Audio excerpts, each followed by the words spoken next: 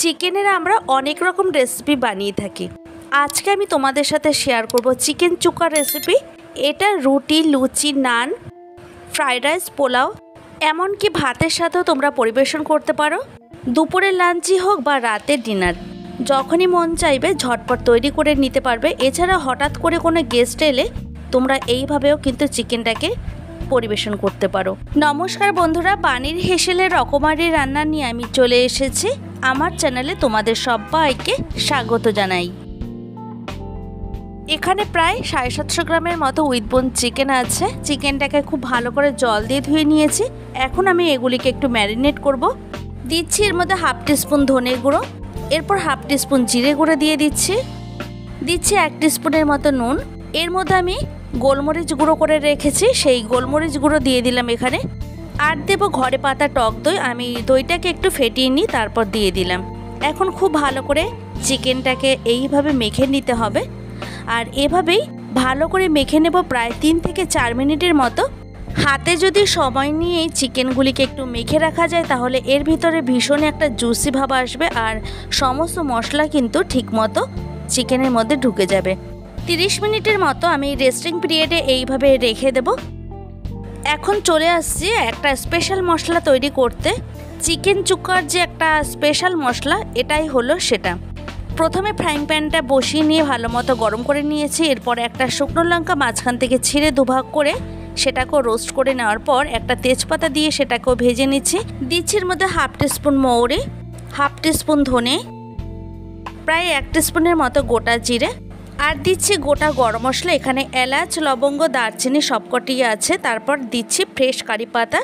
এটা কিন্তু স্কিপ করা যাবে না। চিকেন চুক্কা তৈরি করার ক্ষেত্রে কারি পাতাটা কিন্তু অবশ্যই দিতে হবে। এখন এই মশলাগুলিকে খুব ভালো করে রোস্ট করে নিচ্ছি। গ্যাসের ফ্লেমটাকে একদম লোতে রেখেই এটা করতে হবে। হাই ফ্লেমে দিলে মশলাগুলি পুড়ে যেতে পারে, সেক্ষেত্রে একটু সাবধানে রোস্ট করে নিতে হবে। এখন আমি এটাকে ঠান্ডা করে নিয়ে একটা মিক্সিং জারে গুঁড়ো করে নেব। এরপর চলে আসি রান্নাটি করতে। গ্যাসের উপরে একটা কড়াই বসিয়ে দিয়েছি। কড়াইটাকে খুব ভালো মতো গরম করে নেওয়ার পর দিয়ে দিলাম পরিমাণ মতো সর্ষে তেল। তেলের পরিমাণটা তোমরা এখানে পছন্দ অনুযায়ী বাড়িয়ে বা কমিয়ে নিতে পারো। এখন ফোড়নে দিয়েছি গোটা জিরে হাফ টিস্পুন। জিরেটাকে কয়েক সেকেন্ডের মতো ভেজে নেওয়ার পর দিয়ে দিলাম গোটা গরম মশলা। এখানে এলাচ, লবঙ্গ, দারচিনি আছে। তারপর এখান থেকে যখন গন্ধ বেরোবে এরপর আমি এর মধ্যে দিয়ে দিচ্ছি 2 বড় সাইজে পেঁয়াজ কুচি। এখন গ্যাসের হিটটাকে কমিয়ে রেখে পেঁয়াজগুলিকে খুব ভালো করে ভেজে নেব। আর এটা যতক্ষণ না নরম হচ্ছে আমি এইভাবে একটু রেখে দেব। দেখো ধীরে ধীরে পেঁয়াজগুলি এখানে নরম হয়ে গেছে। প্রায় 2 থেকে 3 মিনিট পর আমি এর মধ্যে দিয়ে দিচ্ছি রসুন বাটা। এখন হাই ফ্লেমে রসুনটাকে একটু ভেজে নিয়ে বাকি উপকরণগুলিকে দিয়ে দেব। দিচ্ছি এর মধ্যে আদা আর পাকা লঙ্কা আমি শিলনোড়ায় বেটে তারপর এর মধ্যে দিয়ে দিলাম। এখন আবারও খুব ভালো করে সমস্ত উপকরণগুলিকে একটু কষিয়ে নেব। 2 থেকে 3 মিনিটের মতো খুব ভালো করে কষিয়ে নেওয়ার পর এর মধ্যে ম্যারিনেশন করে রাখা সেই চিকেনটাকে দিয়ে দিচ্ছি। গ্যাসের ফ্লেমটাকে মিডিয়ামে রেখে এখন চিকেনটাকেও খুব ভালো করে কষিয়ে নিতে হবে। এর মধ্যে আমি কোনোভাবে জল অ্যাড করব না, কারণ যেহেতু টক দই দিয়ে মাখা ছিল অলরেডি এখান থেকে জল ছাড়তে শুরু করবে আর তাতে আমি সেদ্ধ করে নেব। অন্যদিকে একটা মিক্সিং জারের মধ্যে আমি যেই মশলাগুলিকে ড্রাই রোস্ট করে রেখেছিলাম সেটাকে একটু গুঁড়ো করে নিয়ে ফিরে আসছি। দেখো আমি ঠিক এইভাবে গুঁড়ো করে নিয়েছি, তবে যতটা দরকার ততটাই ব্যবহার করব। এখন এর মধ্যে রোস্ট করে নেওয়া সেই মশলাটা দিচ্ছি 2 টিস্পুন। হলুদ গুঁড়ো দিয়ে দিলাম এখানে পরিমাণ মতো।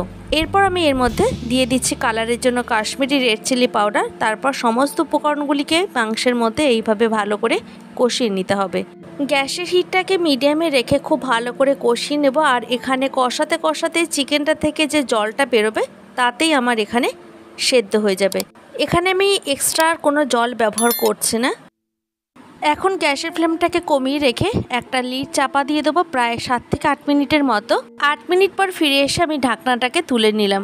দেখতেই পাচ্ছ এখানে চিকেনটা থেকে কতটা জল ছেড়েছে। আমি এখানে আর কোনোভাবে জল ব্যবহার করিনি, যেহেতু ঢেকে রেখেছিলাম তাই চিকেনটা থেকে অনেকটাই জল ছেড়েছে। এতেই সেদ্ধ হয়ে যাবে। আর এটা তোমরা একটু শুকনো শুকনো রাখতে পারো বা গ্রেভি সহ রাখতে পারো। আমি যেহেতু এটা পরোটার সাথে সার্ভ করব তাই একটু গ্রেভি রাখবো। দিয়ে দিচ্ছি সামান্য একটু নুন।